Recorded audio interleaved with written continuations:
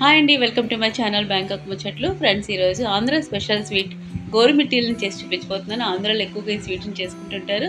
ఏ ఫంక్షన్స్కైనా, తర్వాత సారెలు ఇవ్వడానికి వాటికి ఎక్కువగా ఇస్తుంటారు. పెద్ద పెద్ద సైజులో చేస్తుంటారు.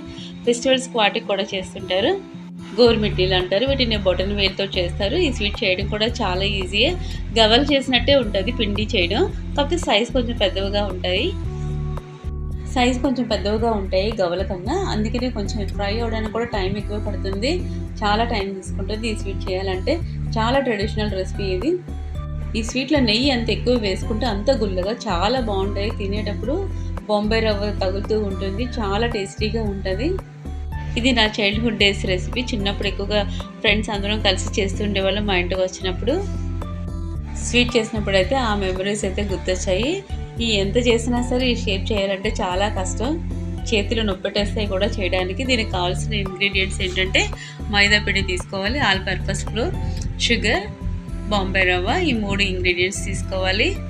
థాయ్ షుగర్ చాలా సన్నగా ఉంటుంది. పాకం పెట్టేటప్పుడు చూసుకోవాలి. నేను కొంచెం ఎక్కువ వేసేసాను. ఈ గోరుమిట్టీలు చేయడానికి పిండి కలుపుకునే విధానం చాలా ఇంపార్టెంట్. తీసుకునే క్వాంటిటీని కూడా కరెక్ట్గా తీసుకోవాలి. ఏది ఎక్కువ తక్కువ తీసుకుంటే సరిగా రావు. అన్నీ నేను ఈ బౌల్తో తీసుకుంటున్నాను. 2 కప్పుల మైదా తీసుకుంటున్నాను.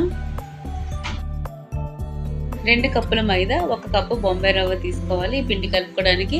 షుగర్ అయితే 3 కప్స్ కదా అవుతుంది. 2 కప్స్ నేను షుగర్ యాడ్ చేశాను, కానీ 1.5 కప్ అయితే కరెక్ట్గా సరిపోతుంది. ఈ గోరుమిట్టీలు నెయ్యి వేసుకుని చేసుకుంటున్నాం కాబట్టి ఒక 1 మంత్ వరకైనా వీటిని స్టోర్ చేసుకోవచ్చు. ఆయిల్తో చేసుకుంటే చాలా గట్టిగా ఉంటాయి, తినలేము. పళ్ళు చాలా నొప్పి వచ్చేస్తాయి తినడానికి. నెయ్యితో చేసుకుంటే చాలా గుల్లగా ఉంటాయి.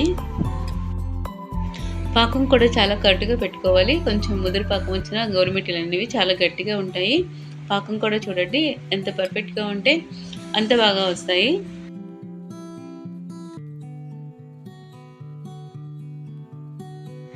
ఇలాగా 1 కప్పు బొంబాయి రవ్వను కూడా తీసుకోవాలి. సన్న సూజీ తీసుకోవాలి, మరీ పెద్దగా ఉండకూడదు.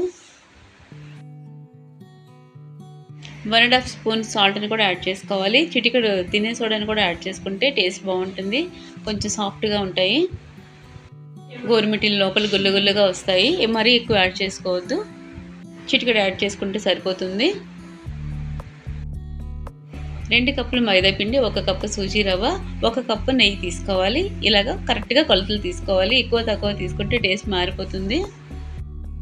పిండిలో సగం షుగర్ తీసుకోవాలి. 3 కప్స్ అవుతుంది కదా. 2 కప్స్ మైదా, 1 కప్ బాంబే రవ్వ. పిండినంతా ఒకసారి బాగా కలుపుకోవాలి. సూజీ మైదా